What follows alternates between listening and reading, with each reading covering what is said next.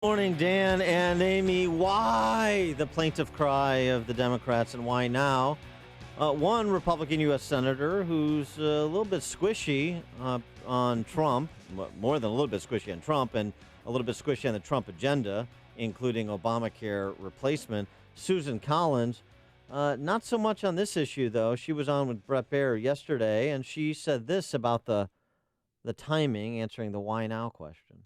The Justice Department was really understaffed for a long time. It took a while for the Attorney General to be confirmed, and his deputy was just confirmed, I believe, a week or so ago. And she also made the other salient point that has evaded Democrats, that the FBI does actually continue to operate even without Jim Comey. First of all, the president did not fire the entire FBI. He fired the director of the FBI. And any suggestion that this is somehow going to stop the FBI's investigation of the attempts by the Russians to influence the elections last fall is really patently absurd. Patently absurd. That's strong lingo from one Susan Collins. Well, another person with strong rhetoric, Jeffrey Toobin over there at CNN, he calls this a grotesque abuse of power. James Comey was fired for being too mean to Hillary Clinton?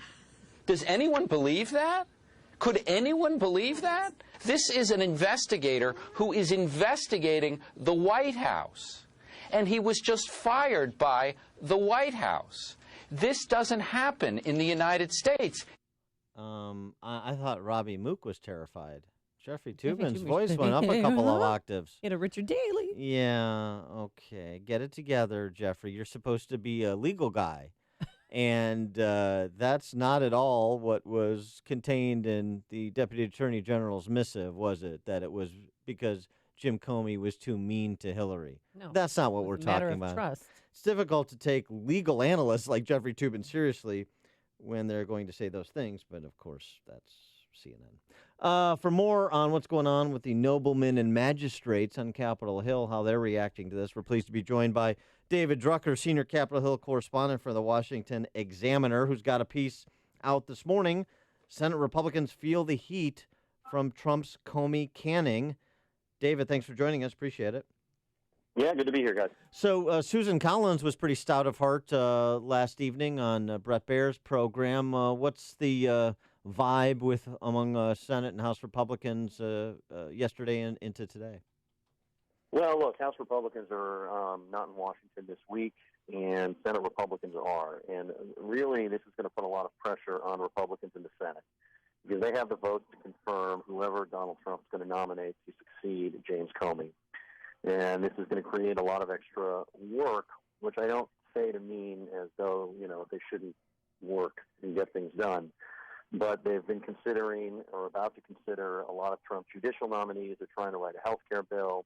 They're looking ahead to tax reform. There's a spending bill to deal with by October 1st. And now they have to consider something with a lot of political volatility, of which they're going to have to answer to voters for in 2018. Are there any early names being bandied about for a replacement? None. Zero. And the way that the White House did this is in a very disruptive manner that probably makes a lot of his supporters happy, but it's very hard for a politician to digest because there wasn't a lot of heads up given, there wasn't a lot of reasoning given. And although the White House makes a good case for why it fired James Comey in terms of laying it all on his mishandling of the Clinton email investigation, nobody actually believes the White House that they fired him because his investigation, in a sense, prejudiced opinion against Hillary Clinton and wasn't fair toward her. I mean, nobody believes that. And well, what do they believe then? Well, I think they believe that the president is unhappy that the FBI wasn't more aggressive in investigating what the president believes is leaks, classified information coming out of the intelligence community that the president believes were done specifically to harm him and his administration. And then, of course, you have a lot of Democrats and some Republicans who believe the president was uncomfortable with the investigation into Russian meddling that may have implicated the president's campaign. But I think it would be as though, imagine Hillary Clinton had won and decided to fire Comey having gone through what she went through with the email investigation, then said that she has just found out that that Comey was investigating Donald Trump during the campaign, and he mishandled that investigation. And nobody would have believed that. They would have been concerned that more shoes were going to drop in the email investigation, and she was trying to get rid of the problem. So I'm just kind of giving you the flavor of what everybody is going through here. Mm-hmm. Nobody actually has a problem so much with Comey being fired, but everybody is looking at it through a political lens, and nobody believes the administration's reasoning, because of all of the reasons I discussed. And now you have, Senate Republicans.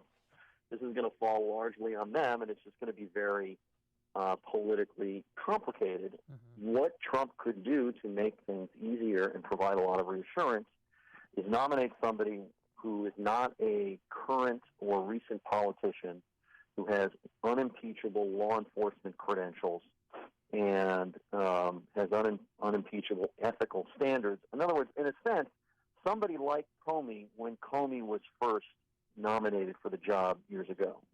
But he seems so wishy-washy, and he didn't seem assertive, and he, facts were not paramount. Meaning, last week when he testified, or actually earlier this week when he testified on Capitol Hill, he talked about the emails that Uma Aberdeen sent to her husband to have him print out for her when she got home from work. But they changed from 1,000. Now he's walking that back and saying 100. Does that have anything to do with his firing? No, I really don't think so. I mean, that was a mistake. I think it sort of maybe gave some momentum to what the administration wanted to do, because it was another mistake by Comey. But what I'm saying is, if we can go back to James Comey when he was first nominated for FBI director, what his background and reputation was at that time, this is in a sense the kind of reputation of a person that Trump should nominate going forward. Right. And I think that would do him a lot of good, because at the end of the day, there are various arguments to the fact that Comey should have been let go. I think it was just the timing that has given a lot of people pause. And look, there were a lot of Republicans that I was talking to yesterday that honestly couldn't make sense of this one way or the other. I mean, these are people that make sense of things just to do me a favor when I'm writing a story. And they literally were throwing their arms up in the air. And then, there was Susan Collins and some Republicans who weren't too troubled by this, but there were a lot of Republicans, including Senator Richard Burr, who is from a state that supported the president by a really decent margin, who's not running for re-election, just kind of came off of a re-election. He doesn't have any reason to criticize the president for political reasons. He was very concerned about this. I'm just kind of giving you the flavor here of what we're Right. dealing with. The president, of course, is tweeting this morning, trying to say everything's going to be fine, but he needs to do more than that, and his administration, I think, needs to do more to explain things and talk about this. Senator, since you got the pulse there on Capitol Hill, Senator Coons, Democrat from Delaware, said earlier this week, you're not going to see Obamacare replaced this year. I suppose that does not comport with Senate Republicans' timeline on the topic, but any kind of specific update of where we're at with the Senate moving on Obamacare replacement? Well, look, McConnell has put together a working group, and they're basically writing a bill from scratch with input from what House Republicans did with their bill. Mm-hmm. But I think this thing's going to take a couple of months, maybe a little bit longer, maybe not, but, you're going to see a very vigorous debate in the Senate because it's going to pass on a party line vote, and Senate Republicans, many of them were around here in 2010, and they know what happens if things go sideways on you. You start out on an election cycle with a chance to win a lot of seats, and all of a sudden you don't. So, and plus just health care is a very important policy. It's a very important issue to their voters, to their constituents who will all be impacted, and they want to try and get it right. Well, right. I'm sorry to interrupt, but to that point about it being important and about the timeline, so there's no sense of urgency among Senate Republicans to move on this with a private sector clock on them, which is these health insurance providers figuring out what kind of plan offerings they're going to make in 2018, and thus the realization or the lack of a realization by American families of what changes to Obamacare will actually mean to them in their real lives when they go into the marketplace next year. So I would guess, look, I haven't asked them specifically that question, and it's a great question. I would guess that it's something that they're aware of. I think they're more concerned about getting a bill that they think is good, that they can get the votes for. Because if they move according to the private sector clock and they come up with a bill that can't get the votes because they rushed, then that's a problem. If they come up with a bill that people are going to hate, that's a problem. So I think what they're trying to do is thread a needle where they put together a bill that's going to get 51 votes, or 50 plus the vice president's tiebreaker, and something that they can go home and be proud of, or at least convince their constituents that they should like. And those are going to be more, I mean, if it comes down to that versus, well, let's get this thing done fast so insurance companies can make decisions, the insurance companies aren't going to make any decisions, be able to make those decisions if they rush to put together a bill and it fails. And then insurance companies are going to be like, well, we don't know what to do. So Right. I think they're just trying to get it right and get it across the finish And line. David, you know what they need? They need some female senators at the table. I think the female senators are smart enough not to want to be a part of that group. Oh, That's my work. I think they want a little in on, writing the health care bill. Yeah, I don't think they want in on that group. I think if you look at the Republican senators who are women, and you look at the politics of health care and you look at these particular senators, I think if any one of them wanted to be in that group, I think McConnell would put them in that group. I don't Sure. think Collins, Yeah.